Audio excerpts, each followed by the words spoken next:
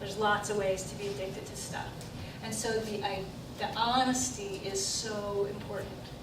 So how are we going to be honest if we don't feel safe? Right? You have to feel safe. And that's why I always start everything when I do a session, I always start with prayer. Because it gets us into a space of love and compassion. If we don't have that, then we're just going to recycle the same deal all over again. Because it's not going to feel like anything's going to change. There's not going to feel like there's any transformation possible. And it takes a lot of trust to do this work.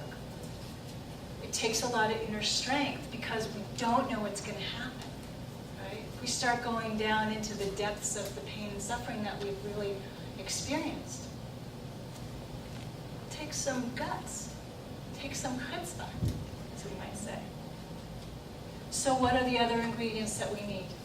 We need honesty. We need trust. We need to put ourselves in a sacred space. We need openness. Because we really don't know what's going to happen, right? So open to the possibility that whatever's going to happen, as long as we focus on the divine, will be better than what it was. And then willingness. Willingness to try something new. And to really feel all the feelings that are underneath that we haven't wanted to feel for a long time. So those are some of the ingredients. I want to talk about the traditional model of forgiveness and then help you see the difference.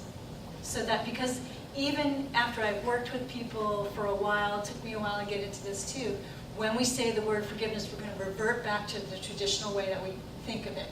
And so you have to keep kind of switching gears. Like, oh wait, not that, this, over here.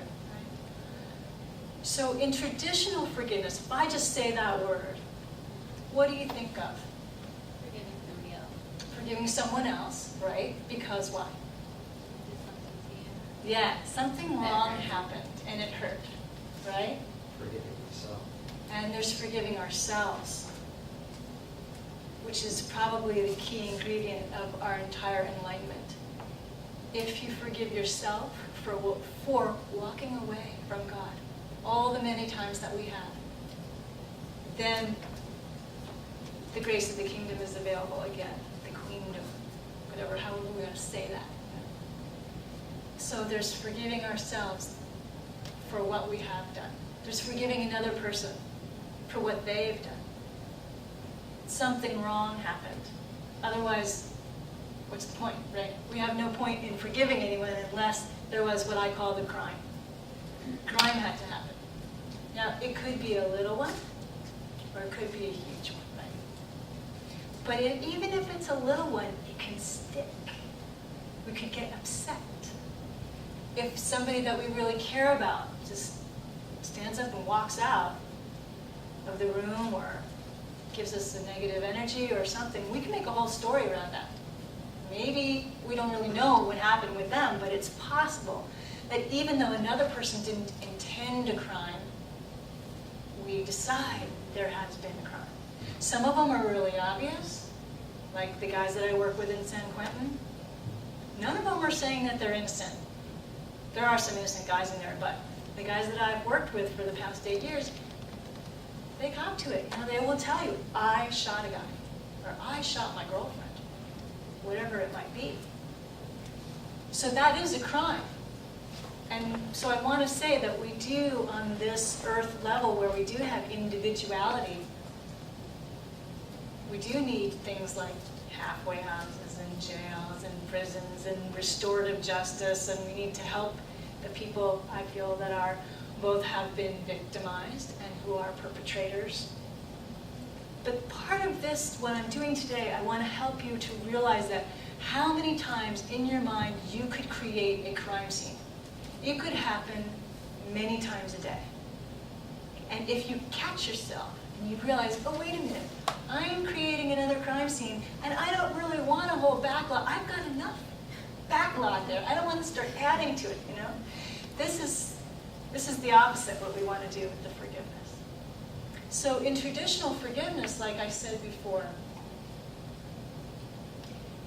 there's this kind of expectation that if you are a really high person, if you're a really good person, then maybe you'll forgive, or you should forgive, or there's this whole thing about, not so much for guys necessarily, but definitely for girls and women, part of the thing is, if you're a nice girl, if you're nice, make nice, right, and forgive.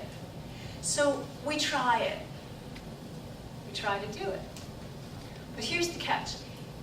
If the crime still exists in your mind as a crime, then you won't be receiving any grace. Why is that? Did everybody just understand? Did everybody just hear what I said? Yeah, okay, so if, in traditional forgiveness, the paradigm is, and when I do a longer workshop, I write this all out and I map it out so you can really understand it. The paradigm is, something wrong's happened, there is a crime, that means there are roles. I'm a victim, that person's a perpetrator, or vice versa. I'm the perpetrator this time, you're the victim. Uh-oh. And there's lots and lots of emotion that goes with that, right?